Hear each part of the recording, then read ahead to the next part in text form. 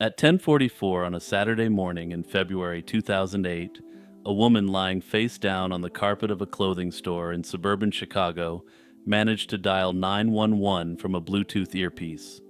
Her hands were taped behind her back. 5 other women were in the room with her, and there was a more sinister presence there as well. Within minutes, 5 of those women would be gone, and in the 18 years since that morning, no one's been able to determine who the shooter was. Tinley Park sits about 30 miles south of downtown Chicago. The Brookside Marketplace, an outdoor shopping plaza on West 191st Street, was a few years old at the time. It had the usual lineup, with a Target across the lot, a few sit-down restaurants, and a handful of clothing stores. One of those stores was a Lane Bryant, a national chain that sells women's plus-size clothing. On the morning of February 2nd, 2008, the Lane Bryant opened a little before 10. The manager that day was a 42-year-old woman from Joliet named Rhoda McFarland. She'd been with the company for years, the kind of employee coworkers describe as warm and competent. With her was one part-time employee, a 33-year-old nursing student who worked weekend shifts. She's never been publicly identified, and for reasons that'll become clear, that's a name still being protected. The store was quiet that morning. February in Chicagoland isn't peak retail season, and the parking lot wasn't full yet. Sometime not long after the doors opened, 2 customers came in to browse. They were Jennifer Bishop, 34, who'd driven up from South Bend, Indiana, and Carrie Hudek-Chiuso, 33, of Frankfurt. 2 women in a clothing store on a slow Saturday, and nothing about it would have registered to anyone watching from the street. Just after 10 that morning, a man walked through the front door. He was tall, somewhere between 6 feet and 6'2", with broad shoulders and a husky build. He was African American, somewhere in his late 20s or early 30s. He had 3 to 5 thick cornrows pulled toward the back of his head, and one of those braids hung down past his right cheek with 4 light green beads on the end. He was wearing a dark waist-length jacket, a charcoal ski cap, and black jeans with what looked like a cursive G stitched into the back pockets. He told the employees he had a delivery problem, and he said something about paperwork that needed signing. Something about needing the manager's attention. Whatever the cover story was, it was good enough to keep the room calm for a few minutes. After all, there was nothing yet to suggest the horror to come. The women at the front of the store treated him the way anyone treats a delivery driver on a Saturday morning. But he was stalling, and he was waiting for the room to fill out. Or maybe waiting until he had everyone's positioning right in his head. According to the timeline police later assembled, 2 more customers came through the door while he was still standing there in his fake delivery guy role. Those customers were Sarah Safransky, just 22, from Oak Forest, and Connie Woolfolk, 37, of Flossmoor.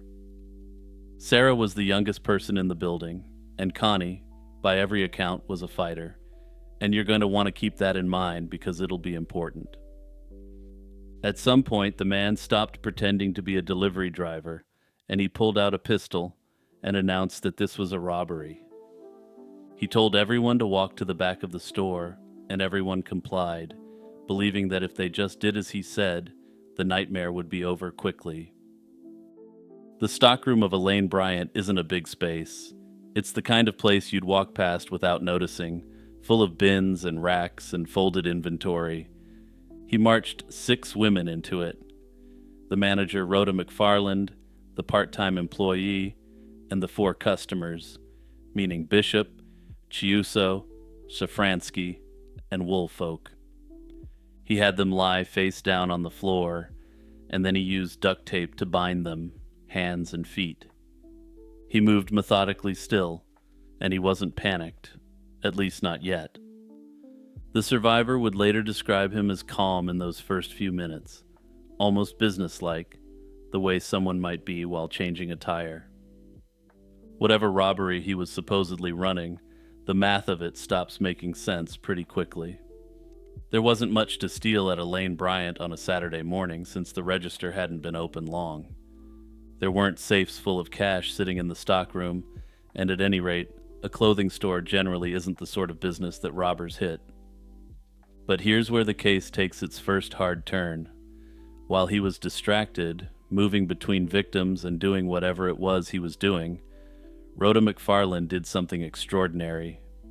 She was wearing a Bluetooth earpiece that morning, and despite her hands being taped and her face on the floor, she could speak into the earpiece without lifting a finger.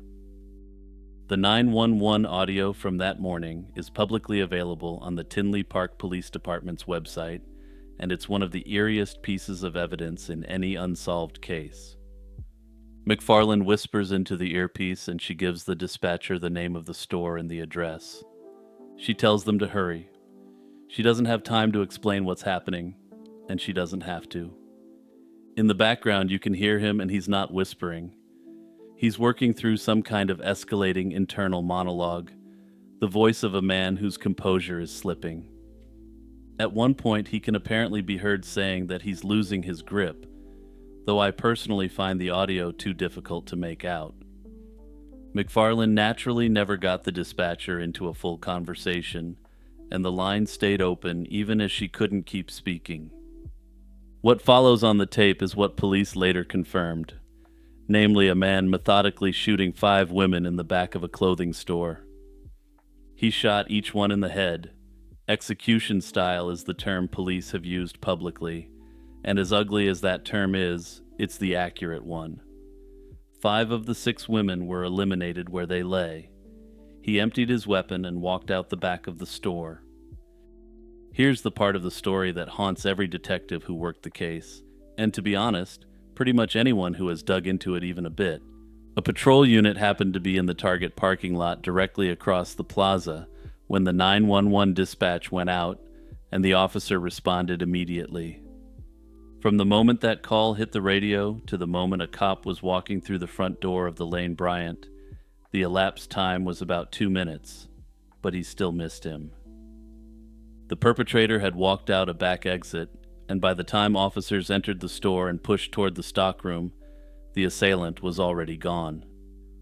Whether he had a vehicle waiting, whether he ran on foot to a different part of the plaza, or whether he simply walked away into the residential streets, none of that is settled.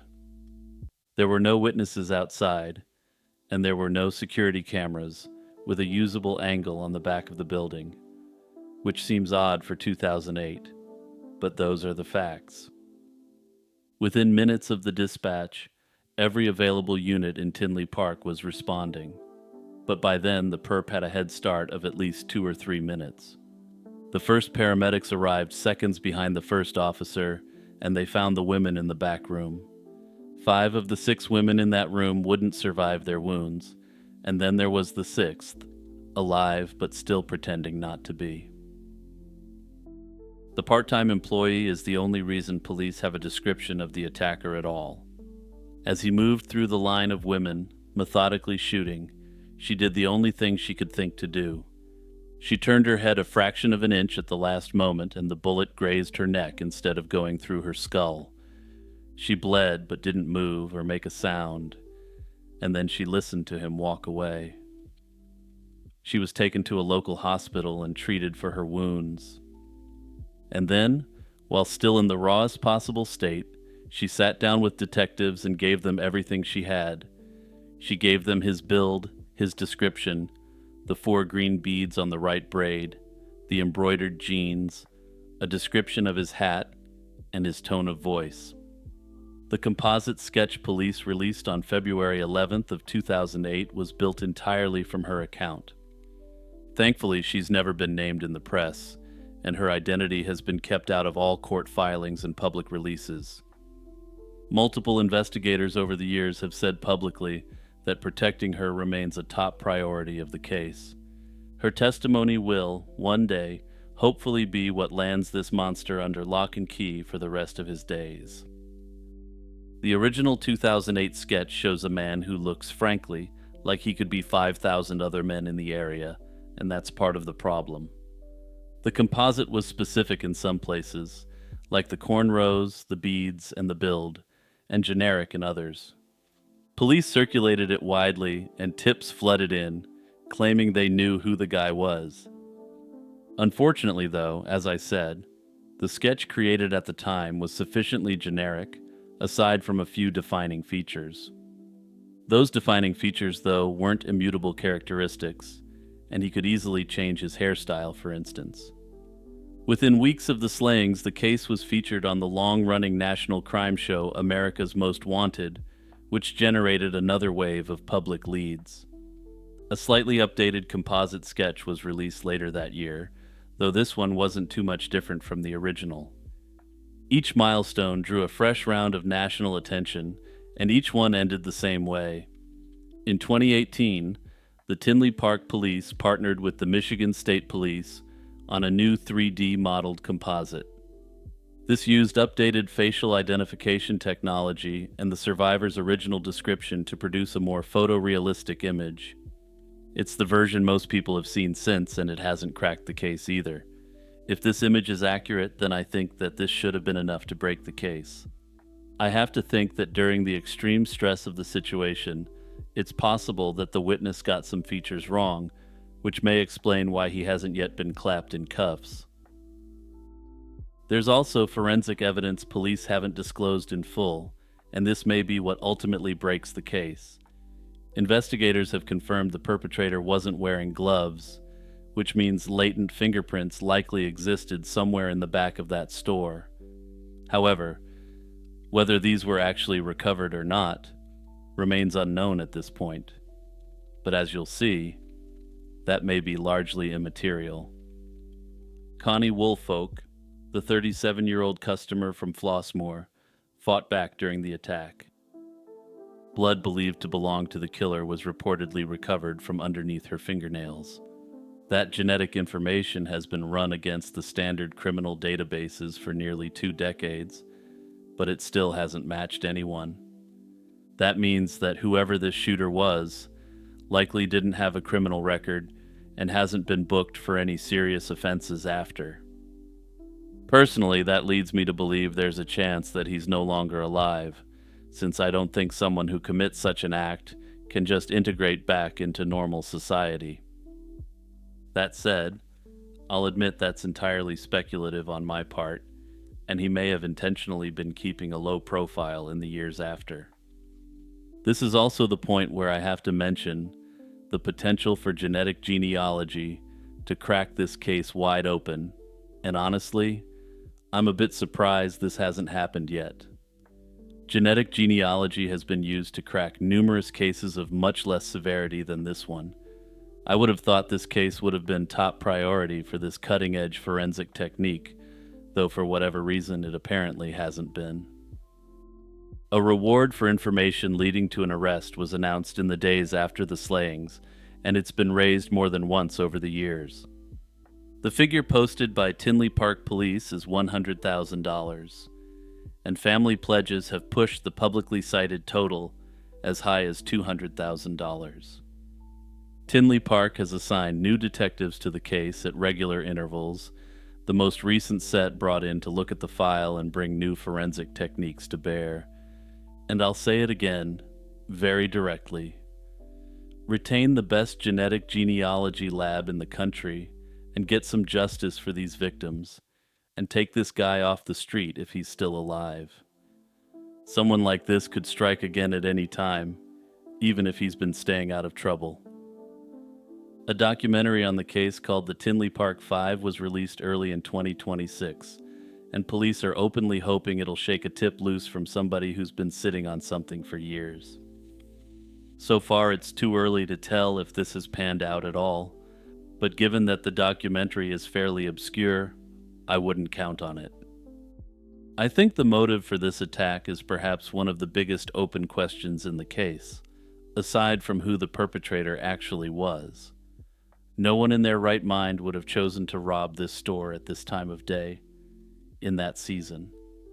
It also makes no sense whatsoever why he appeared to wait for more people to enter the store if this was a simple robbery. Generally, people in these situations want less witnesses and less factors at play rather than more. Personally, I think while he announced it as a robbery, this was just his way to ensure compliance from the staff and the customers. The general logic is that anyone who's sticking up a store just wants the money, not life in prison, so the natural response is simply to comply. I think he exploited that natural response in an effort to lull the victims into compliance before he did what he came there to do. Why anyone would try to eliminate 6 innocent people like this is entirely beyond my reasoning, though. In the end, some people are just really sick individuals.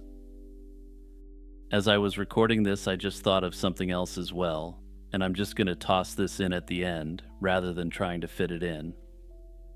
I think the perpetrator was likely not from the Chicago area, that he may have traveled there to commit the crime.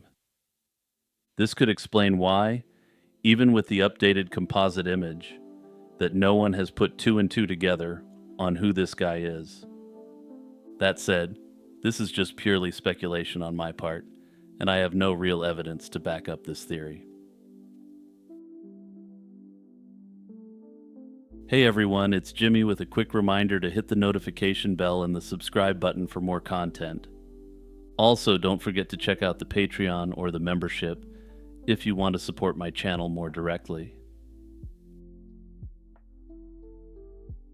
The man slipped in through an unlocked door and walked past 6 dogs that should have torn him apart. He then climbed the staircase of a log home tucked into the trees outside one of Colorado's most picture-perfect resort towns. Upstairs, a 44-year-old Norwegian woman lay sleeping a few feet from her 2 young kids. He fired 1 round into her back, walked back out into the dark, drove south for hours, and tossed most of his clothes out the car window as he crossed into New Mexico. For more than 3 years, nobody knew his name. The dead woman's father-in-law, meanwhile, was on national television making some very unusual allegations. Eva Berg Schoen had built the kind of life that, from the outside, looked like a dream. She'd been born in Norway in 1946, met an American somewhere along the way, and ended up married to Sam Schoen. He was the oldest son of one of the most famous self-made men in America. Sam's father, Leonard Schoen, had launched U-Haul in 1945 with a single trailer and a concept so obvious in hindsight, it's hard to believe nobody had cornered it yet. He had the idea to rent the moving truck to the people doing the moving. By the late 1980s, U-Haul was a billion-dollar empire, and the Schoens were one of the wealthiest families in Arizona. But they were also, behind closed doors, openly in conflict with themselves, and things were getting extremely acrimonious. Sam and Ava wanted no part of any of it, and in 1987, Sam resigned from the company, allegedly in protest, after a faction of his own brothers allegedly forced their father out of the boardroom. He packed up Eva, their 2 young daughters, and bought a $400,000 log house on a private road called Skunk Creek Drive. This somewhat unattractively named address was about 4 miles outside the town of Telluride, and despite the name, it was beautiful. The houses there had no street numbers and no street lights. There were aspens, spruce trees, 6 dogs running the property, and a few horses Eva kept in a paddock behind the house. She trained dogs and she skied, doing the kinds of normal things Telluride newcomers do. To understand why anyone would assume this was something other than a botched break-in, we need to look at where the Schoen family was leading up to that August. Leonard Schoen had fathered 12 children across 3 marriages and gradually transferred U-Haul stock to those children as part of a long-term succession plan. In November 1986, a coalition of his sons, led by Joe and Mark Schoen, launched a takeover of the business, correctly believing they had the secret sauce to expand the company. Leonard wasn't the CEO of the company he'd founded anymore, and he wasn't the president either, a fact that apparently made him quite bitter. Sam, the eldest, sided with his father, and he quit U-Haul in 1987 in solidarity with him. He kept fighting through shareholder lawsuits against Joe and Mark, and by the time Eva moved to Telluride, the family had effectively split into two camps. There were sworn depositions, private investigators on retainer for both sides, and this bitterness ran incredibly deep. In one court decision from 1993, the judge characterized it as a bitter family feud, pitting the patriarch versus Mark and Joe Schoen. It wasn't the kind of feud that gets resolved over a turkey and some stuffing at Thanksgiving. It was the kind that ends up in court for years. When Eva was found dead in August 1990, it shaped many people's first instinct about what had happened. A wealthy woman, shot in the back inside a remote log home on a private road, with no obvious signs of robbery and no obvious motive at the scene, looked unusual. To the local sheriff, to the press, and eventually to Leonard Schoen himself, it looked like something else more sinister entirely. Of course, that instinct would be entirely incorrect, and Leonard would make some serious unfounded allegations that are quite disturbing. Sam was in Phoenix on business that week, and Ava was alone in the house with their two kids and the dogs. Sometime in the early hours of August 6th, an intruder slipped inside. The Schoens had 6 dogs on the property, and none of them barked loud enough or long enough to wake the house. The intruder made it up the staircase to the second floor, where Ava was in bed. A single round was fired into her back from a small caliber weapon, which investigators later concluded had probably been fitted with a silencer. That detail more than any other shaped what some people incorrectly believed about the case for years afterward. Ava somehow managed to get up after being shot. She made it as far as the top of the staircase before she collapsed, and that's where her older daughter found her in the morning. The dogs were still alive and everyone else was physically unharmed, but whoever had been inside the house was long gone. The local sheriff, Bill Masters, irresponsibly called it a quasi-professional hit when he first addressed reporters, and that phrase would echo through coverage for years. He didn't have a suspect or a weapon, and within a few days he didn't really have a working theory either. What he had was a body and an angry, terrified family hundreds of miles away in Phoenix, already starting to ask hard questions of one another. Telluride in 1990 wasn't the celebrity playground it has since become, but it wasn't a stranger to money either. The Ski Ranch's subdivision, where the Schoens lived, was the kind of place where people moved precisely so they wouldn't have to lock their doors at night.